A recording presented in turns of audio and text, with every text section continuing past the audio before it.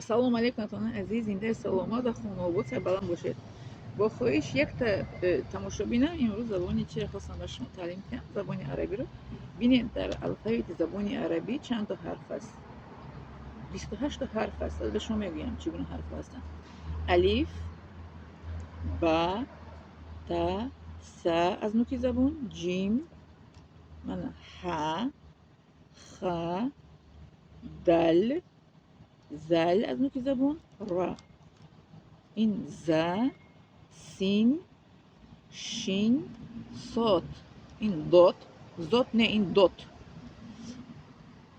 تا، ذا، عین، غین، فا. قف، کف، لام، میم، نون، ها، واو، یا. بینید من خیلی شما میتونم الفبet رو بینید با پرگی. بینید در اینجا وای است به شما میگم همه حرف ها اهمیت نگاه. در حال شما در درس اول، این درس اولی میباشه با شما. در درس اول اهمیت انمی حرفو طرز نوشتنش در تگش هست. در اول، در میانه، در آخر. می در اول، در میانه، در آخر. در اول، در میانه، در آخر. همین رو در دفترتون نوشته گیرید. در حال درس اول هم الفبet رو میگذاریم، هم حرف رو طرز نوشتنش رو در اول، در میانه، در آخر میگیریم. خب درس اول انمی به شما میشه الفبet. ببینید به بار به شما میگم الف، با، تا، س، جیم، ح. حی خیلی چی میگم بقوت. خ، دال، زال، را، ز، سین، شین، صاد، دات، تا، ذا، عین، غین، فا. قف، کف، لام، میم، نون، ها، واو، یا. لام الف همزه اینجا نیست. بعد لام الف همزه در درس آینده با شما میفهمونم که برای چی در اینجا نیست. خب همگی در زبان عربی 30 تا حرف است. 28 تاش در الفبet است. دو تا دیگه‌اش الفبet بیرون است. لام الف و همزه. اون دو رو در درس آینده با شما میفهمونم. لیکن بودی به شما من چی میکنم گفتم میرسونم که بودی خط گوش کنید فهمی رو. انا این الفبet رو امروز شما از خود کنید، از یاد کنید و تک حرف رو ببینید. در زیر هر یک حرف نوشته شده است. حرف در اول، در میانه، در آخر. الف در اول، در میانه، در آخر. با در اول، در میانه، در آخر. ببینید تا در اول، در میانه، در آخر. س در اول، در میانه، در آخر. جیم در اول، در میانه، در آخر. انمی حرف‌ها در دفترتون نوشته گیرید. الفبet رو در یک صفحه جدا نوشته گیرید با نام‌هایش. در یک طرف صفحه دیگه این حرف‌ها رو جدا نویسید در اول، در میانه، در آخر.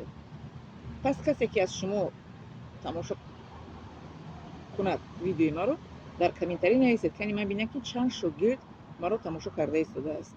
خب با یک بار دیگه به شما تلفظ حرف رو میگم.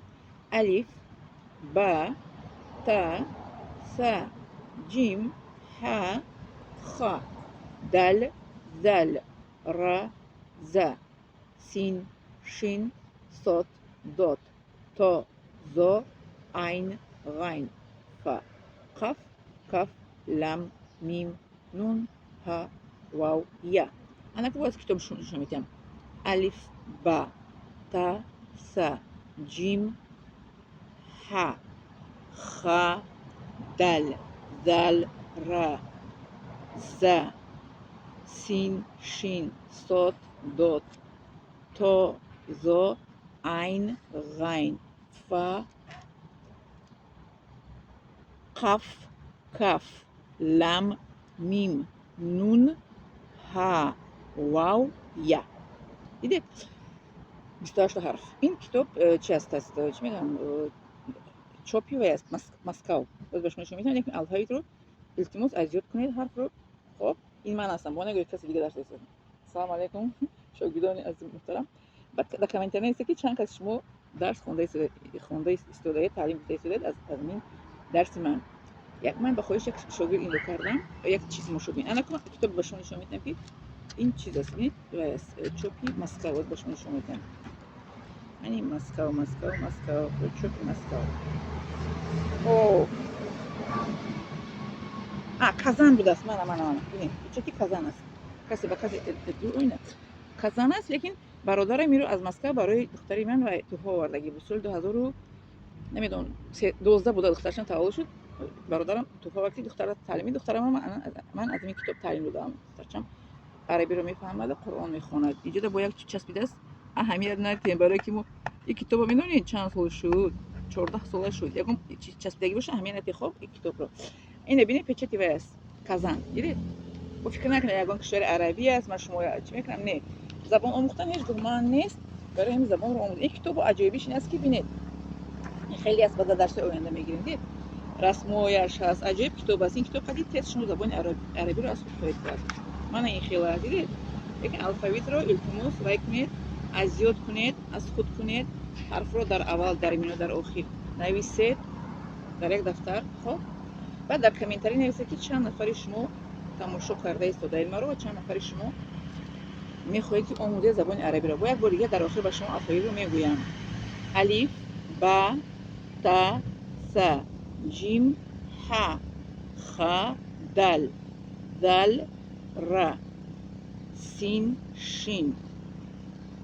کانی اینه میبخشید سین شین جورا اثر داو الف، با، تا، ث، جیم، ح، خ، دال، ذال، را، ز، سین، شین، صاد، دات، تا، ظا، عین، غین، فا، خاف، کاف، لام، میم، نون، ها، واو، یا. با یک بار دیگه به شما میگم: الف، با، تا، ث، جیم، ح، خ، دال، ذال، را، ز، سین، شین، صاد، دات، تا، ظا، عین، غین، فا، خاف، کاف، لام، میم، نون، ها، واو، یا. بار سیوم: الف، با، تا، ث، جیم، ح، خ، دال، ذال، را، ز، سین، شین، صاد، دات، تا، ظا، عین، غین، فا، خاف، کاف، لام، میم، نون، ها، واو، یا. ani harfi sa و زال دیدید زال است. اوزیستین زال ببینین حرفی سا و حرفی زال یعنی هر حرفو از نوک زبان است. میبینین سا میگیم زال میگیم، یعنی زور همین خیلی زو میگیم زو. خب همین خیلی خوب درس ما با آخر رسید. من کتاب زبانی عربی دید نامش خیلی است. کسی اگر از شما تونن از میتونه که خرید برای خودتون. خب کتابی نه است، به کتاب ما درس کردن نمیتونیم. من به دوست نمیتونم لیکن با کتاب میتونم که با شما درس کنم. مع السلامه به زبان عربی مع السلامه میگه که تا دیدار.